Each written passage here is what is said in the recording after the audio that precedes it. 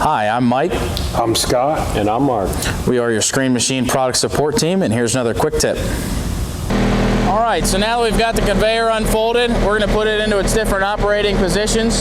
You have a range from the lowest operating position of 14 degrees, about 17 foot 1 inch, to the highest at 24 degrees and about 26 foot 5 inches for the discharge height on there. So we're going to run through all those options right now from that lowest to that highest setting. So we've still got the engine running from when we unfolded it here. We're going to be messing with these two lower handles here. First, you want to take your front cylinder pins out.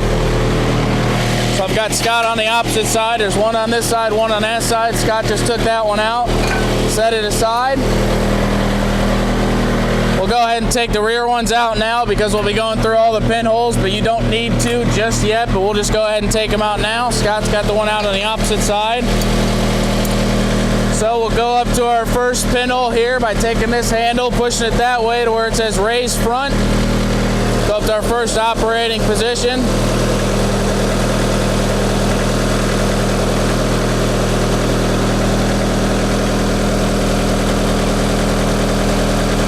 So this is our first operating position. This is that 14 degrees, 17 foot 1 inch discharge height. You'll put the pins in either side.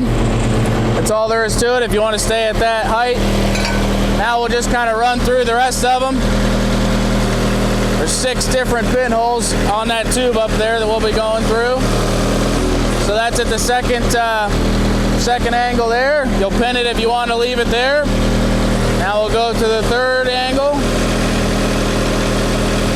All right, just line it up, make sure the holes line up, put your pins in. That's the third angle there. What you need to make sure of, so after this third angle on that front tube, you'll see that our rear of our stacking conveyor is almost hitting the ground over here. So that's when you know you need to come up with these cylinders as well.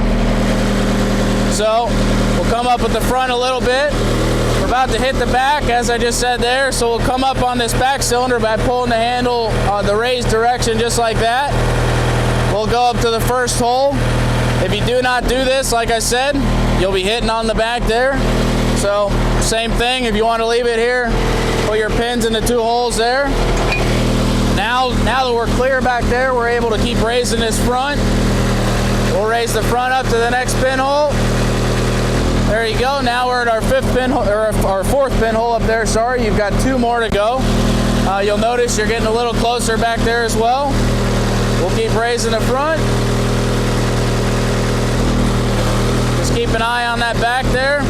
So now we're at that 5th pinhole. You'll notice that the back is close to the ground again. That's when you know you need to raise the back up.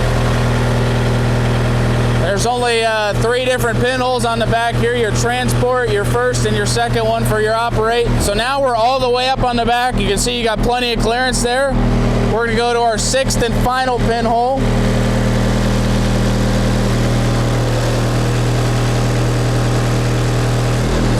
So there you go. Now you're at that 24 degrees, that 26 foot 5 inch discharge height up there.